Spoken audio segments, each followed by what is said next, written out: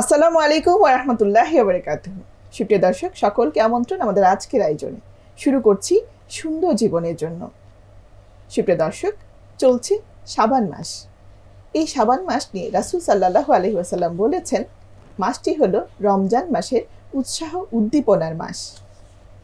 এই মাসটিকে ঘিরেই আমাদের অনেক প্রস্তুতি থাকা কথা। সেই বিষয়ে আজ কথা বলবো। আমাদের সাথে স্টুডিওতে আছেন ডক্টর নাসিমা হাসান। তিনি একজন লেখক এবং শিক্ষাবিদ। আসসালামু আলাইকুম। ওয়ালাইকুম আসসালাম ওয়া রাহমাতুল্লাহি ওয়া বারাকাতুহু। সুপ্রিয় দর্শক, আমাদের সাথে আছেন শিক্ষাবিদ আতিয়া ইসলাম। আসসালামু আলাইকুম। ওয়ালাইকুম আসসালাম ওয়া রাহমাতুল্লাহি ওয়া বারাকাতুহু। সুপ্রিয় দর্শক, আপনাদের সাথে আছি আমি নুসরাত তামান্না ফারুকী। আর আমরা এর পূর্বেও কিন্তু একটি পর্বে এই বিষয়ে আলোচনা করেছিলাম রমজানের প্রস্তুতি নিয়ে, কিন্তু আজ থাকবে আমাদের সার্বিক প্রস্তুতির ব্যাপারে।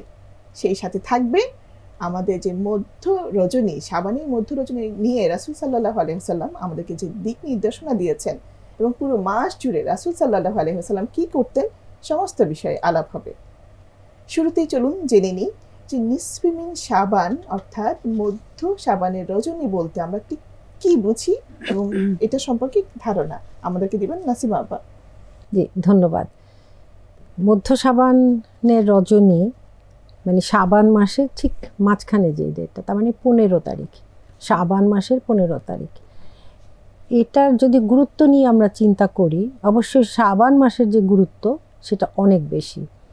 এবং গতকালই আমি একটা লেকচার শুনছিলাম ডক্টর ওমর সুলাইমান, উনি নিজেই বলছিলেন যে 15ই শাবানকে শুধু গুরুত্ব নয়, বরং চান্দ্র মাসের যে 3 দিন রোজা রাখা হয় সেটা যেন আমরা সবসময় খেয়াল করি। আর মধ্য শাবানকে আমরা 13, 14, 15 এটার ভেতরেই ফেলে দিতে পারি, কেননা ওই যে মাঝখানে যে 13-14 চান্দ্র মাসের রোজা রাখা হয়, শুধু 15কে টার্গেট করে যেন আমরা ইবাদতটা না করি। 13, 14, 15 যেন 3টা রোজা রেখে, মানে যদি আমরা ইবাদতটা করি যে যেটা পারে, এটা তো আসলে ফরজ নয়, কিন্তু আমরা তো এটা করতে চেষ্টা করি, যেহেতু রাসূলুল্লাহ সাল্লাল্লাহু আলাইহি ওয়াসাল্লাম এই শাবান মাসে অনেক বেশি রোজা অনুশীলন করতেন। এবং এই অনুশীলনটা উনি এখানেই জোর দিয়েছেন যে শুধু 15ই শাবানে কিছু হবে এটা নয়, আরও অন্যান্য চান্দ্র মাসকে যেভাবে রাসূলুল্লাহ গুরুত্ব দিয়েছেন সেভাবে যেন করি। এবং শাবান মাসকে উনি বেশি গুরুত্ব দিয়েছেন যেহেতু রমাদানের ঠিক পূর্ববর্তী মাস, এটা তৈরি হওয়ার মাস, নিজেকে ভীষণভাবে তৈরি করা, যাতে সেই সোয়াবগুলো একটুও যাতে হাত থেকে আমাদের ছুটে না যায় সেই জন্য। এবং অনেকে আসলে এইভাবে বলে থাকেন যে সূরা দুখানের লাইলাতুল মুবারাক যে শব্দটি এসছে, কিন্তু এটা আসলে লাইলাতুল মুবারাক বলতে লাইলাতুল কদরকে বোঝানো হয়েছে। এই শাবান মাসে লাইলাতুল বরাত বলে যেটা বলা হয় সেটা নয়, যে রাতে কোরআন নাজিল হয়েছে। ঠিক এই যে আতিয়া ইসলাম বলল যে খুব সুন্দর কথা, যে কোরআন নাজিল যে হয়েছে সেটাকেই লাইলাতুল মুবারাক বলা হচ্ছে। আবার আমরা জানি যে সূরা কদরেও লাইলাতুল কদর, ইন্না আনজালনাহু কোরআন থেকে আমরা যেটা পাচ্ছি সেটা হচ্ছে লাইলাতুল কদর। সেটাই আসলে সবচেয়ে বড় তথ্য। এবং এটাই আসলে আমাদেরকে বলে যে 15ই শাবান নিয়ে বেশি বাড়াবাড়িও নয়, আবার এটাকে যেন আমরা একদম খাটোও করে না ফেলি, কারণ শাবান মাসের গুরুত্ব কিন্তু অত্যধিক। তাই আমি এখানে একটি হাদিস পেশ করছি যেখানে আল্লাহর রাসূল সাল্লাল্লাহু আলাইহি ওয়াসাল্লাম বলেছেন, ইন্নাল্লাহা ইয়াতাউ ফিল লাইলাতিন নিসফি মিন শাবানি ফায়াগফিরু জামিআ খালকিহি ইল্লা লিমুশরিকি আও মুশাহিন। অর্থাৎ মহান আল্লাহ মধ্য শাবানের রাতে কি করেন, তার সৃষ্টির প্রতি দৃষ্টিপাত করেন এবং মুশরিক ও বিদ্বেষ পোষণকারী ব্যতীত সকলকে ক্ষমা করে দেন। তো এই হাদিসটা পড়লে বোঝা যাচ্ছে যে আল্লাহ তাআলা এখানে ক্ষমা ঘোষণা করছেন, কিন্তু ওই দুইজন ব্যতীত, যে মুশরিক এবং যে নাকি বিদ্বেষ পোষণ করে।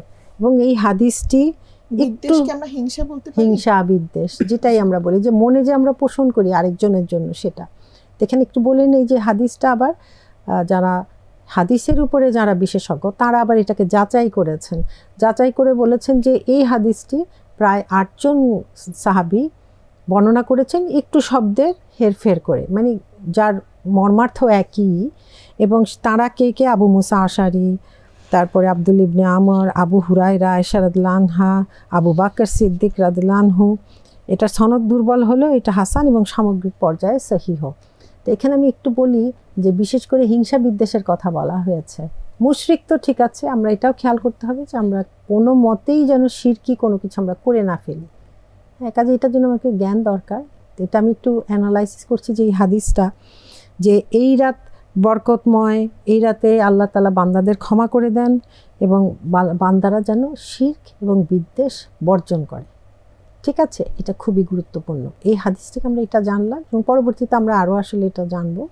তো এটা হলো এই পরিচয় যে এই রাতটার কথা, যে শাবান মাসে অবশ্যই প্রস্তুতি নিব আমরা রামাদানের জন্য, বেশি বেশি সিয়াম পালন করব এবং অন্যান্য কাজও করব। ধন্যবাদ আপা। আতিয়া আপা, আমরা খুব সংক্ষিপ্তভাবে আপনার কাছে শুনলাম যে নিসফে মিন শাবান সম্পর্কে আমাদের যে ধারণা সমাজে আছে, শবে বরাত, সেই সম্পর্কে হাদিস দলিলে কি আছে, কোরআন এবং হাদিসের আলোকে শুনলাম। আমরা সমাজে কিন্তু একটু ব্যতিক্রম ভাবেই পালন করি, যেটা হাদিস থেকে ঠিক ওভাবে দলিল নেই হাদিসে। আপনি কি আমাদের একটু বলবেন যে যেখানে রাসূল সাল্লাল্লাহু আলাইহি ওয়াসাল্লাম আসলে শাবান মাসকে আমাদেরকে প্রস্তুতির মাস বলেছেন, আমাদের সমাজের চিত্রটা কি, আমরা কি করি? আচ্ছা, খুবই সুন্দর, আমরা সুন্দর আলোচনা শুনছিলাম আসলে। তো বিষয়টি হচ্ছে যে এক একটি দেশে, এক একটি সমাজের এক এক ধরনের রীতিনীতি, নিজস্ব কিছু আসলে সংস্কৃতি থাকে প্রত্যেকটি সমাজের। তো আমরা যেহেতু মুসলিম, তো মুসলিম কালচারটাই কিন্তু আমাদের কাছে প্রধান, কিন্তু যখন আপনি সমাজের সাথে ওটাকে মিঙ্গল করতে যাবেন দেখবেন যে ওখানে কিছু সামাজিক বিষয় যুক্ত হয়ে যায়। তো আমরা যদিও বলছি যে রমাদান হচ্ছে আত্মশুদ্ধির মাস, রমাদান হচ্ছে শুধুমাত্র আত্মশুদ্ধি নয়, বরং সামাজিক এবং নৈতিক দায়িত্ব পালনেরও সময়। তো সেই হিসেবে আমরা যদি বাংলাদেশের প্রেক্ষাপটে চিন্তা করি, তো এই সময় কিছু কমন চিত্র দেখতে পাই। সেটি হচ্ছে যে প্রথমেই রমাদান আসবেই চিন্তা করে সেই সময় কি করা হবে। আপনি যেটি বলছিলেন যে কোনো একটি নির্দিষ্ট দিন, বা আপনার আলোচনা থেকেও বুঝতে পারছিলাম যে আল্লাহ রাসূলুল্লাহ সাল্লাল্লাহু আলাইহি সাল্লামকে অনুসরণ করতে গেলে তার সময়ে কোনো একটি নির্দিষ্ট দিবস পালন করা হয়নি, বরং দিন রাতের প্রত্যেকটি সময়কে বরং তিনি গুরুত্বের সাথে ইউটিলাইজ করেছেন।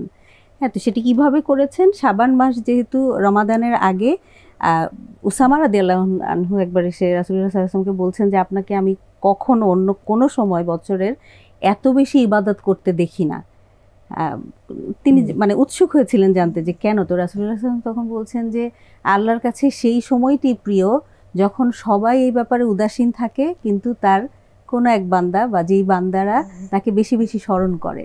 তো রমাদান আসবে বলে ওই সময় প্রস্তুতি নিতে গিয়ে আমরা তার আগের সময়টিকে যেন আমাদের সমাজটা একেবারে তার বিপরীত। এক্স্যাক্টলি, হ্যাঁ, আমি সেটি বলছি, হ্যাঁ, আমি সেই পয়েন্টে যাচ্ছি। তো রাসূলুল্লাহ সাল্লাল্লাহু আলাইহি ওয়াসাল্লাম ওটাই স্মরণ করাচ্ছেন যে ওই সময়টি আসবে বলে তার আগের সময়টিকে আমরা যেন অপচয় না করে দিই। হ্যাঁ, তো আমাদের যেটি প্রচলিত অবস্থা সেটি হচ্ছে দেখবেন হিড়িক পড়ে যাচ্ছে কিভাবে রমাদানে খাবার দাবারের ব্যবস্থাপনা হবে, পারিবারিকভাবে হচ্ছে, সামাজিকভাবে হচ্ছে, ইফতার পার্টি আয়োজন হবে।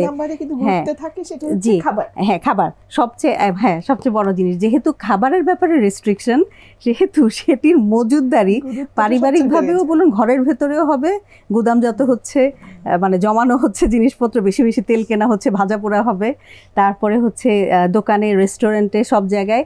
তো এর ফলে কি হয়, বাজারে চাহিদা বেড়ে যাচ্ছে। তো সেই সময়টি সুযোগ নিয়ে যেটি করে কিছু অসাধু ব্যবসায়ী, তারা করছে কি দ্রব্যমূল্য বাড়িয়ে দিচ্ছে, বাড়িয়ে দিয়ে মজুদদারিও বাড়ছে সেটার সাথে। তো স্বাভাবিকভাবেই যারা সচ্ছল তাদের কাছে সুলভ হয়ে যাচ্ছে, তাদের হাতে টাকা পয়সা আছে, তারা করছেন কি বেশি বেশি কিনে রেখে দিচ্ছেন। তারপরে হোটেল রেস্টুরেন্টগুলো আরও বেশি বেশি লাভের আশায় সবচেয়ে ভালো প্রোডাক্টটা নিয়ে নিচ্ছেন। তো সেই সময় দেখা যাচ্ছে মধ্যবিত্ত, নিম্ন মধ্যবিত্ত, তারপর হচ্ছে দরিদ্রদের অবস্থা আরও বেশি খারাপ হয়ে যাচ্ছে। যেখানে রমাদানের গুরুত্বটি ওই কারণেই যেন আমরা সহানুভূতিশীল হতে পারি, পরের জন্য, হ্যাঁ, সমব্যথী হতে পারি, সমানুভূতির সম্পন্ন মানুষ হতে পারি। মানে সহানুভূতি শুধু নয়, সমানুভূতির যেন অনুভূতি আমাদের মধ্যে থাকে। তো সেই জিনিসটি অ্যাবসেন্ট হয়ে যাচ্ছে। দেখা যাচ্ছে ঠিক রমাদানের বিপরীত একটি চিত্র, যেখানে পৃথিবীর অন্যান্য দেশে আমরা যদি, মানে যেহেতু আমাদের সমাজ নিয়ে কথা বলছি, আপনি দেখবেন যে মধ্যপ্রাচ্যে বিশেষ করে বা অন্যান্য মুসলিম দেশে, আমি দেখেছি যে মালয়েশিয়ার মতো দেশে বা থাইল্যান্ডে পর্যন্ত, সেটি মুসলিম দেশ না, কিন্তু মসজিদে মসজিদে ফ্রি ইফতার দিচ্ছে। কারা? যারা সম্পদশালী, যাদের সক্ষমতা আছে, তারা মানে সেখানে ইফতার পার্টি করুক আর যাই করুক, তারা বরং যত বেশি মানুষকে খাওয়াতে পারছে তত বেশি সন্তুষ্ট হচ্ছে। হ্যাঁ, যে আল্লাহ সন্তুষ্ট। আমাদের দেশে হয়, আমাদের দেশে যারা মেনে চলছে, কিন্তু আপনি একদম, যেহেতু আমরা উন্নত দেশ না, সেই হিসেবে যেটি হয় যে একটা ওই যে শ্রেণী মানে বিচ্ছেদের যে বিভেদের যে বিষয়টি আরো প্রকট হয়ে ওঠে। দেখা যায় যে বড় লোকেরা অনেক ভালো ভালো খাবার খাচ্ছেন, সেখানে দরিদ্ররা সুযোগ পাচ্ছে না। আমার কাছে সবচেয়ে বেশি দৃষ্টিকটু যেটি লাগে, বিশেষ করে নগর সভ্যতায় যে জিনিসটা আমি দেখেছি, আপনি দেখবেন যে ব্র্যান্ডের কিছু কিছু খাবারের দোকানে, যেমন আপনার, আমি নাম বলতে চাই না, হ্যাঁ, ধরেন পিৎজা, বার্গার, এটা সেটা, সেইখানে আপনি ওই রুটির পরিমাণটা বেশি দিয়ে মাঝখানে আপনি অন্য যেই ইয়েগুলো মানে উপাদানগুলো সেগুলো দিচ্ছেন একদম মাঝামাঝি একটা পর্যায়ে। তখন খেতে গিয়ে একটা আপনার কম্পিটিশন হচ্ছে, সেল হচ্ছে, ডিসকাউন্ট হচ্ছে, হ্যাঁ, যে ওটা যে যত বেশি খেতে পারবে তত বেশি তাকে দেয়া হবে। আপনি দেখেন এটা কত সাংঘাতিক অপচয়ের একটি প্রমাণ, যে তখন হচ্ছে কি রুটিটা ফেলে দিয়ে মাঝখানে জিনিসটা খাচ্ছে।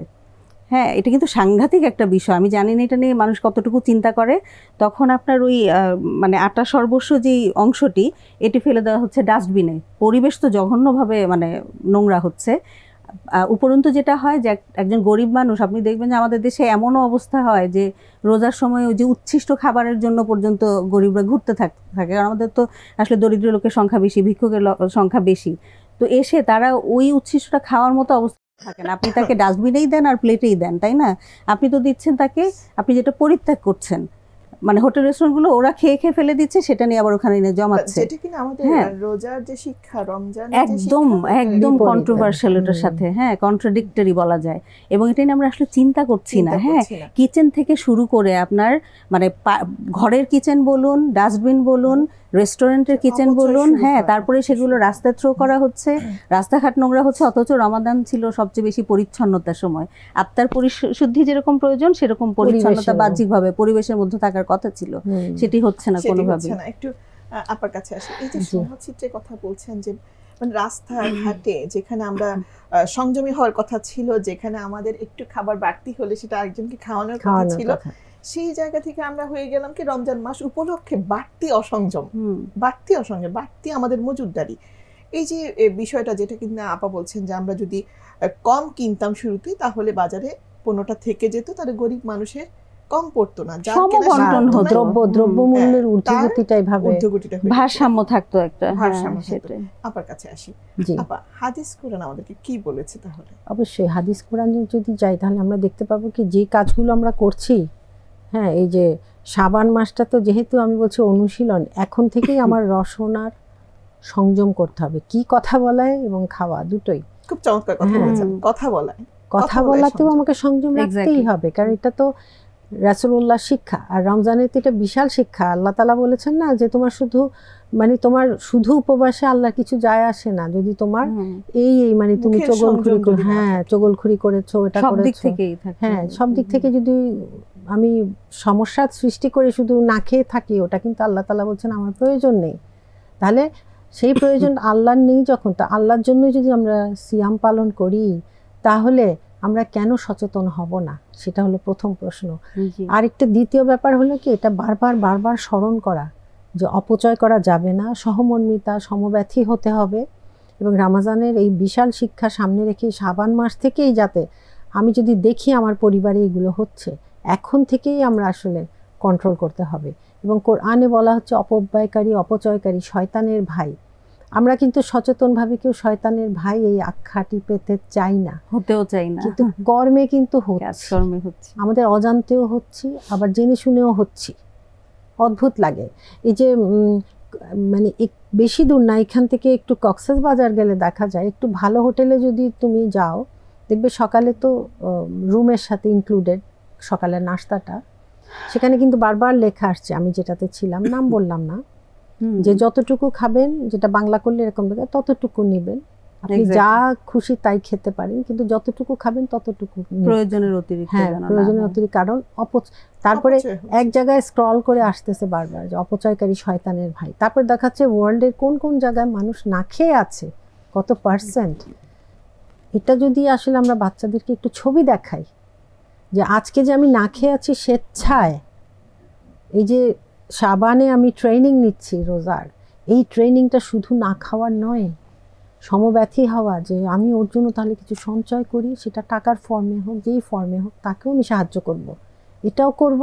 এবং খাবার তো নষ্ট করবই না, এর জবাবদিহিতা আছে, কঠিন জবাবদিহিতা, যে কোনো কিছুর অপচয়, হ্যাঁ, তো কাজেই কোরআন এবং হাদিস যদি আমরা দেখি তাহলে দেখব রাসূলুল্লাহ সাল্লাল্লাহু আলাইহি ওয়াসাল্লাম অত্যন্ত সাদাসিধে ছিলেন, সাদাসিধে জীবনযাপন করেছেন এবং পেট পুড়ে খাওয়া তো দূরের কথা, ওনারা বেশিরভাগ উপোস করেছেন এবং যখন জাতিগতভাবে দুর্ভিক্ষ চলছে উনি নিজেও শাসক হয়ে উপোস করেছেন।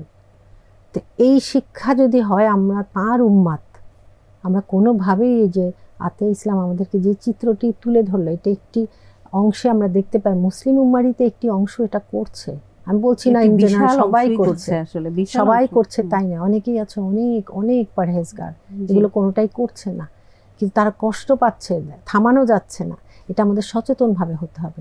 আর এই যে রোজাকে টার্গেট করে এই প্র্যাকটিসটা বেড়ে যাচ্ছে অবশ্যই, আর এই যে অফার দিয়ে রাখে, এটা তো আসলে লাভবান হচ্ছে, অপচয় হলে হোক, কিন্তু আমি তো কিনছি, ওদের লাভ হচ্ছে। অর্থাৎ আমাদের সবাইকে সামগ্রিকভাবে তো দায়িত্ব নিতে হবে অবশ্যই এই অপচয়টা থেকে যেন আমরা নিজেদেরকে সরিয়ে রাখতে পারি। অবশ্যই অবশ্যই, এবং আমি বলবো এখানে নারীরা অনেক বেশি এগিয়ে আসতে পারবেন, কেননা নারীরাই কিন্তু সন্তানের প্রথম শিক্ষক, এবং একটি নারী যদি তার সন্তানকে শেখায় যে তুমি ভাতটা নষ্ট করো না, পুরোটা খাও, যেমন আমাদের বাচ্চাদেরই আছে এমন সব আবদার করে, এটা আনো, এটা অর্ডার দাও, সেটা অর্ডার দাও, নিয়ে সেটা এক কামড় খেয়ে খায় না, তারপর সেটা আমি কি করি আর খেয়ালই করলাম না, হয়তো নষ্টই হয়ে গেল।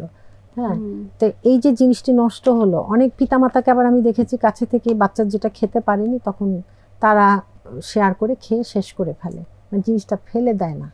কিন্তু বাচ্চাটা অনেক সময় কি করে, যদি নাও শেখে, সে কিছু খেলো তারপর বাকিটা ফেলে দিল, বিনে ট্র্যাশেই ফেলে দিল। রমজানের কিচেন তো মেয়েদেরকে অধিকাংশ সময় সামলাতে হয়, হয়তো রান্নাটা কেউ যদি নাও সামলায় ডাইনিংটা তাকে সামলাতে হয়। অবশ্যই সেক্ষেত্রে কিন্তু এটা খুব বড় মেসেজ আপনি যেটা বলছেন যে বাচ্চাদের সামনে আমরা যেটা করছি সেটাই তো আসলে বাচ্চা শিখবে।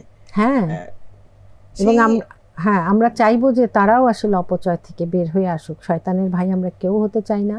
এবং রমজানের যে বারকাত, রহমত, মাগফিরাত এত কিছু আমরা বলি, আউড়ে যাচ্ছি, এটা কি আমাদের কাছে আসবে? তাহলে সংযমটা আমরা ঠিকমতো সেই জায়গায় করছি না।